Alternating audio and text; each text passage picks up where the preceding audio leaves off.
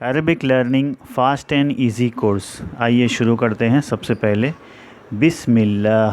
B का मतलब से, इस्म का मतलब नाम, और अल्लाह, अल्लाह नाम से, अल्लाह नाम से जो बड़ा मेहरबान बहुत रहम वाला है।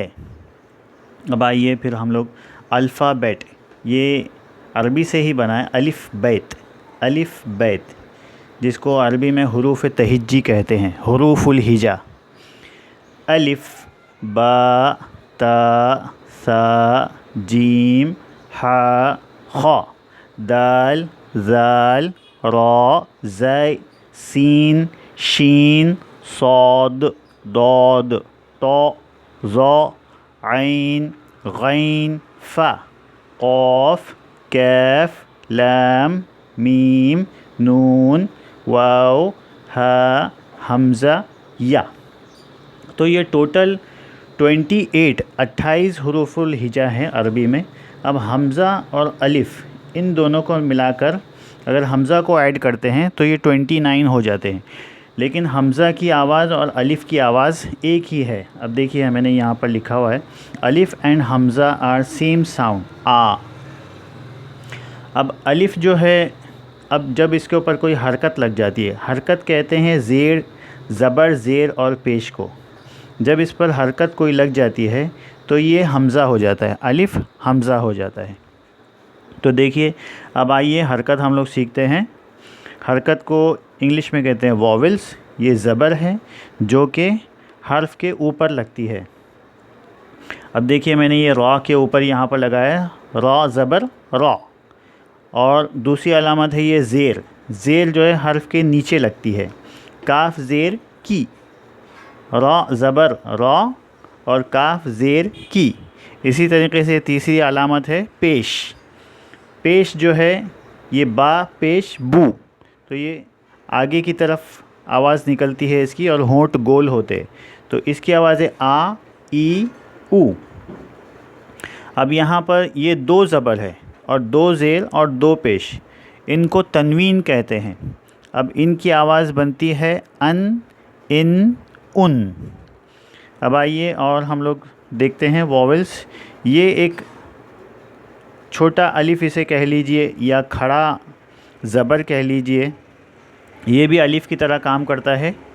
अब देखिए मैंने यहाँ पर ये ता है, ता के ऊपर ये छोटी सी अलामत लगाई हुई है, ये खड़ी ज़बर है, ता खड़ा ज़बर ता। तो इसकी साउंड जो है वो डबल ए से मैंने यहाँ पर बताई है, आ। अब ये खड़ी ज़ेर है, ये हर्फ के नीचे लगती है, इसकी आवाज़ है ई। और ये उल्टा पेश या लॉन्ग पेश जिसे कहते हैं, तो इसकी आवाज़ निकलती है ऊ। जैसे कि ये पेश है ऊ और ये है ऊ, थोड़ी लंबी साउंड निकलेगी इसकी। तो ज़बर जो है वो आ और ये आ, ज़ेर ई और ये ई, और ये ऊ। जिस तरीके से हिंदी के भी और संस्कृत के जो 12 खड़ी होती है, आ, ई, ऊ, ये उसी तरीके से है। अब उसके बाद में आप ये अलामत देख रहे हैं, इसको सुकून कहते हैं और उर्दू में इसको जज़्म कहते हैं। ये अपने पहले वाले हर्फ से मिलकर बनती है, जैसे कि आप यहाँ पर देख रहे होंगे, ये वाव के ऊपर मैंने ये अलामत लगाई है, तो इसका मतलब है सुकून।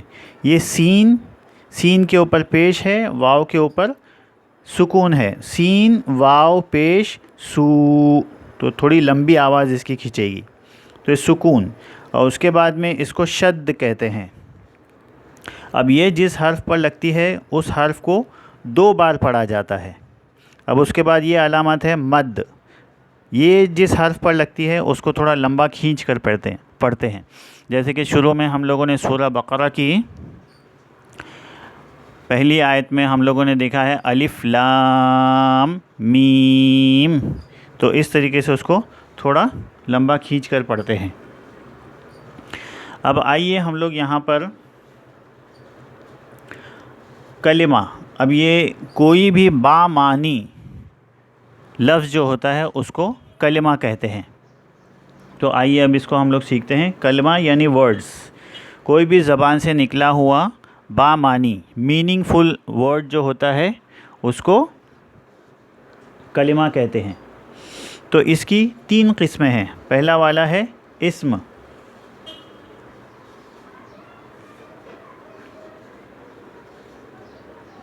नहीं, इस्म है, इस्म नाउन, ये कोई भी नाम हो उसको कहते हैं अरबी में इस्म।